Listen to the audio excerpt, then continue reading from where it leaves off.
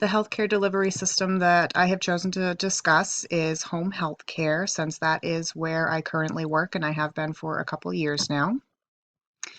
Home care is the preferred method of healthcare delivery now. We're seeing more and more patients that are being discharged to home in more acute states and chronic condition exacerbations. We're treating them in the patient's home rather than having them treated in hospitals, which in turn ensures that patient care is patient-centered. We are in their own environment and we are working with the patient as a whole, including every piece of their care and their environment. So it is a very holistic approach. It is much more cost effective, and that's why insurances are discharging patients from inpatient hospital settings in more acute states and utilizing home health services. Leadership in home health services, we closely supervise and oversee each patient's care and oversee the clinicians and make sure that they have what they need to give the patients the optimal care. We do that through chart reviews. We take all the patient complaints that come through, and they're all documented, and immediate feedback to clinicians and to upper management to make sure that we are able to provide patients with the optimal care. Leadership does this also through setting up team meetings and ensuring that the flow of the multidisciplinary approach to patient care is very collaborative. There is many different disciplines that go into the patient's home, and we all need to work closely together. Where leadership is responsible for ensuring that all the staff have the training that they need and are fully supported. Home care is very autonomous, and when clinicians are out in homes by themselves, they need to have strong leadership behind them to answer questions and to guide them many times very quickly. The culture of home care, as I had mentioned, it needs to be very supportive, and it needs to have a positive attitude in order for that to trickle down to our field staff, and as a result, the patients do get the best care. So leadership needs to be sure that they have a positive attitude and that they are leading by example and promoting that positivity and providing good support, which in turn will give better structure. The driving force of home care is positive patient outcomes. Patients are included in all the goals of their care.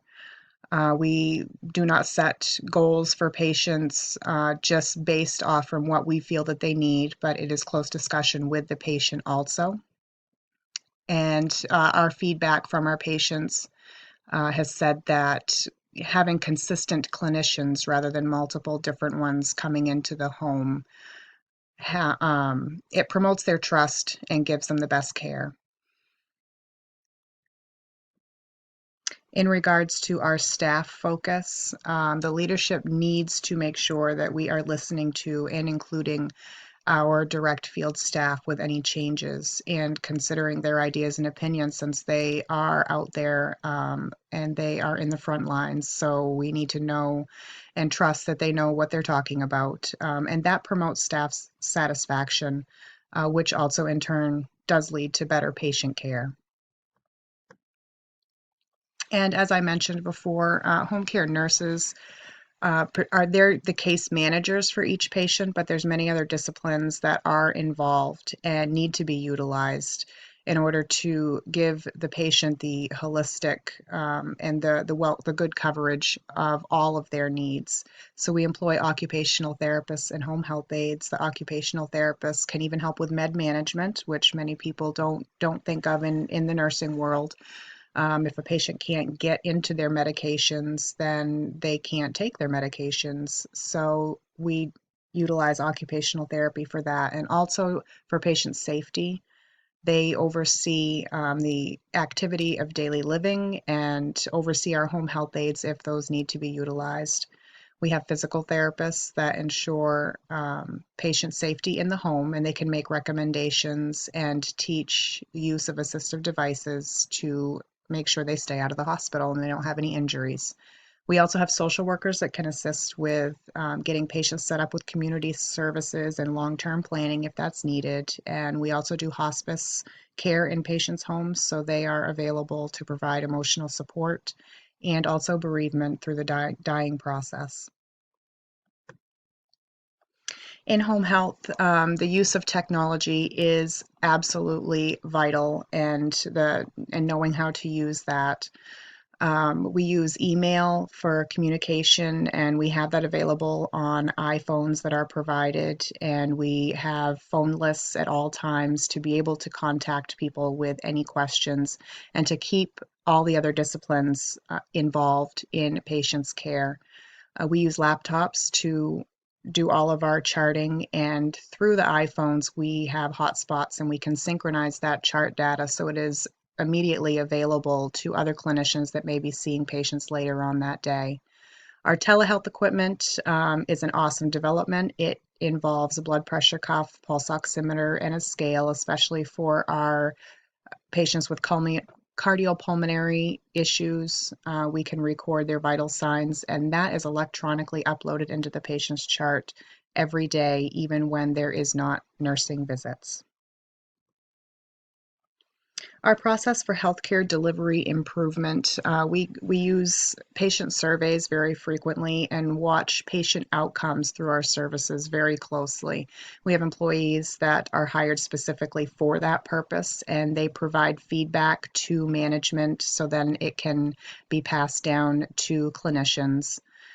Chart audits are utilized by leadership, and we develop committees based off from whatever issues there may be that seem to be the biggest ones at the time. So currently we have scheduling issues. So we have a scheduling committee that involves field clinicians as well as management and everybody in between, so everybody can get a view and help collaborate together and come up with solutions. Meetings are a way that we pull everybody together each week, leadership meetings and multidisciplinary team meetings to keep everybody in the loop.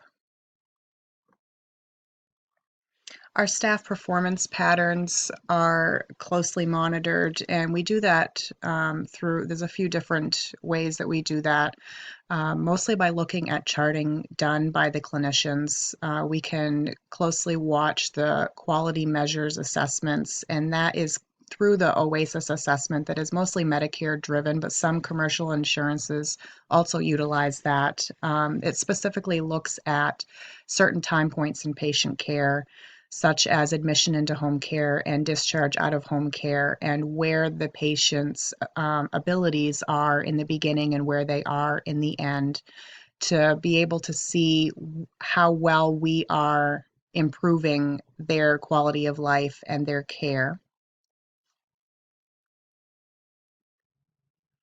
As a result of the audits and the quality measures assessments and the OASIS assessment reviews, we then bring that back to our team, the multidisciplinary team, in our weekly meetings, and also the leadership review, and provide immediate feedback and education for things that everybody seems to be doing the same that need to be improved on, that's discussed as a team.